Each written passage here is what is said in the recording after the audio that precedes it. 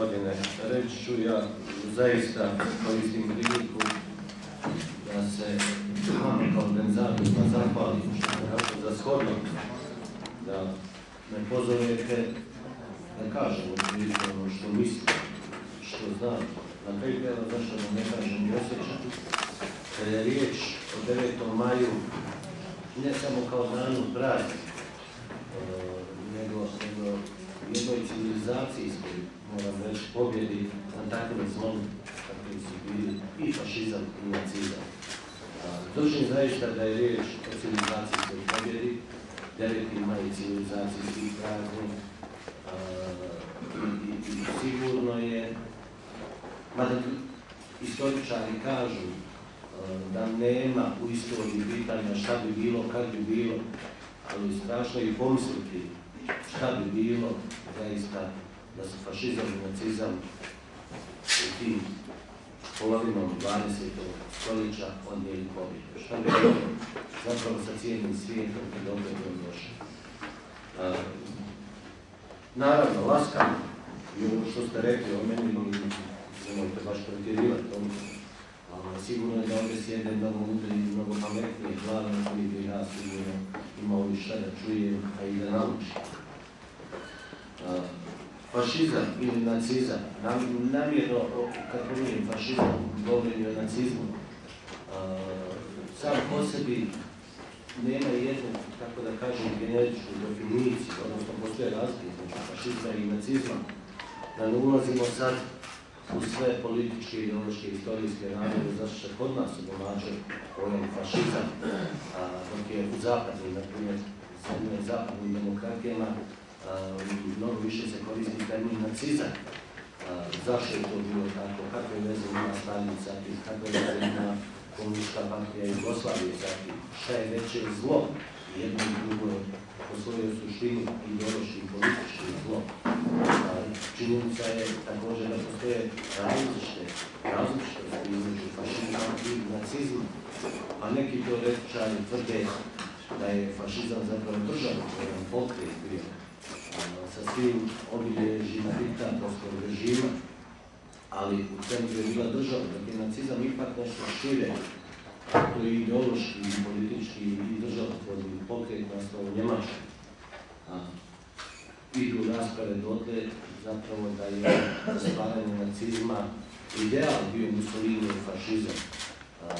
Periodi kada se on rađa jesu periodi zapravo velike ekonomske krize na početku 20. stoljeća.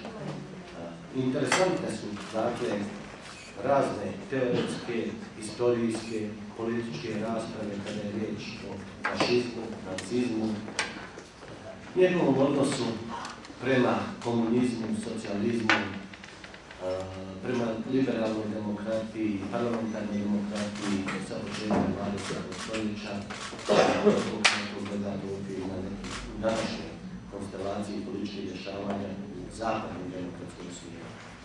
Također činjenica je da se i fašizam i nacizam najveće mogućoj mjeri vežu za ono što svi kolokvijalno zovemo zapadna demokratija. Mada ne treba biti tu, tako da kažem, isključiv, ograničen.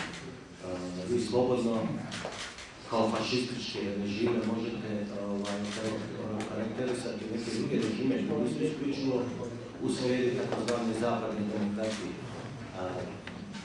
Na primjer, ono što mi prvo pada na pamet, situacija u Čilu, Pinočevo režim, po svim svojim osnovnim obličima pa bio fašistički režim. Neki azijski režimi su također fašistički režimi. Istina, pojam fašizam i nacizam sada gledajući na najviše zemlje zapadne demokratije, ali nije isključivo to prostor na našoj planeti u kojem svijetu da treba posmatrati. Ima ga naša činjenica, ono što je važno danas za nas u Bosni i Hercegovini, za ove prostore, kada govorimo i o fašizmu i o nacizmu, osvrnut će se zašto potencira nacizam, posebno zašto ne upotrebljavam samo najbolji fašizam.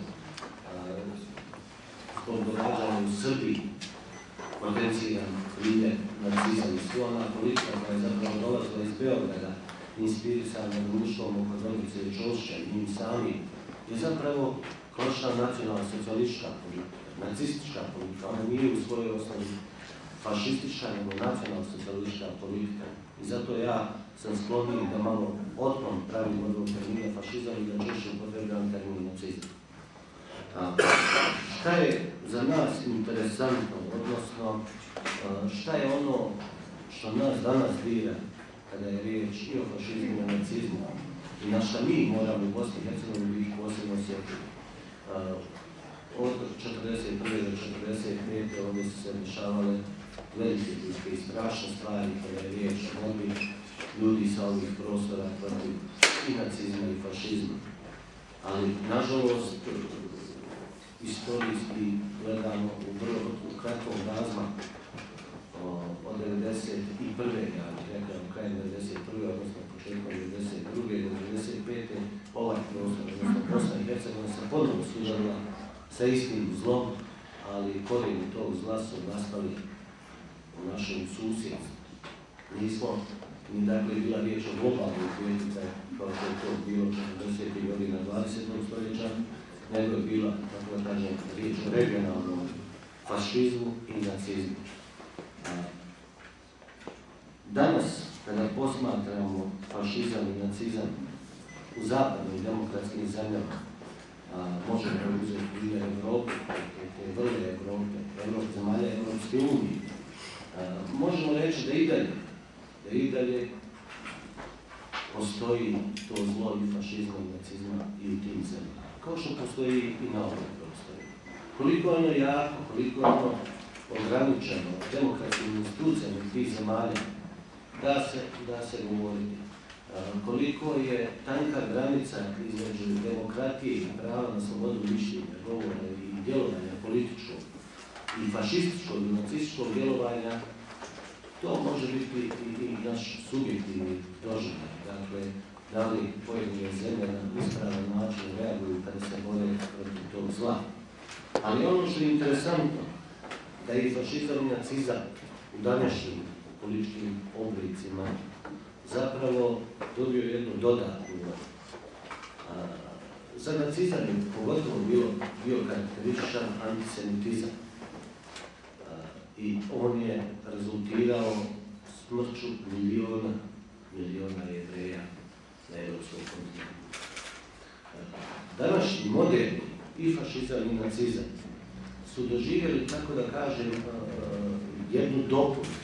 Pored antisemitizma koji je prisutan i dalje, kada je riječ o fašističkim i nacističkim ideologijama, te ideologije danas su obilježene i moramo biti iskreni pa to reći i posebno pažljivi kada govorimo to iz Bosne i Hercegovine, obilježeni su, budimo iskreni, jakim antiislamizmom.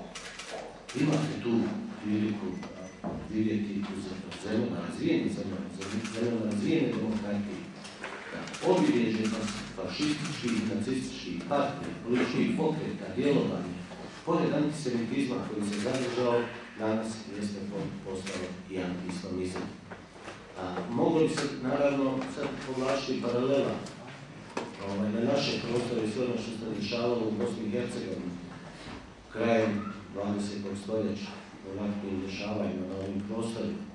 I tu ćete vidjeti kod svih tih fašističkih i nacističkih ideologija koje se obrišle na Bosnu i Hercegovini u tom periodu, jaku crtu svega onoga što obilježava moderni fašizam i nacizam u Evropi, a to je antiislamizam. Mi smo to osjetili. I zato ljudi u Bosni i Hercegovini bi trebali biti posebno senzibilni prema tome, voditi jako računa o svemu što se dešava. Ne prelaziti olako preko nekih dešavanja u Evropskoj uniji i zemljama Evropske unije, naravno s pitanjem šta konkretno možemo učiniti. Možemo učiniti konkretno, ne smijemo da šuti. Naprimjer, sam antiislamizam koji je obilježje ovih pokreta u zapadnoj Evropi, ne može biti samo stvar zapadne Evrope. Nas jako bira, nas jako utiče.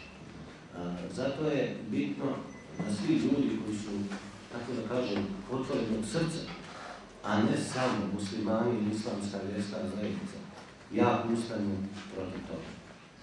I dužnost je svakog čovjeka koji misli ponavljam dobro sebi i ovoj zemlji i svojoj porodici da progovori protiv toga. To što se dešava sad u zapadnim demokratijama, taj odnos prema islamu, kao religiji, kao sistemu vrijednosti i fašizam koji se pokušava da to zatoni, na tome gradi svoju ideologiju. Fašizam koji na tome rekrutuje nove pristalice u zemljama zapadne Evrope jeste zaslužuje da bude predmetom velike pažnje u Bosni i Hercegovini. Baš zbog kompleksnosti našeg društva. A nemojte da pogrešno shvatiti. Ali ja sebi baš zbog svog imena i prezimena dajem pravo da govorim ovako i upozorim ljudi u Bosni i Hercegovini da budu oprezni. Kada je riječ o anti-islamizmu u fašističkim ideologijama.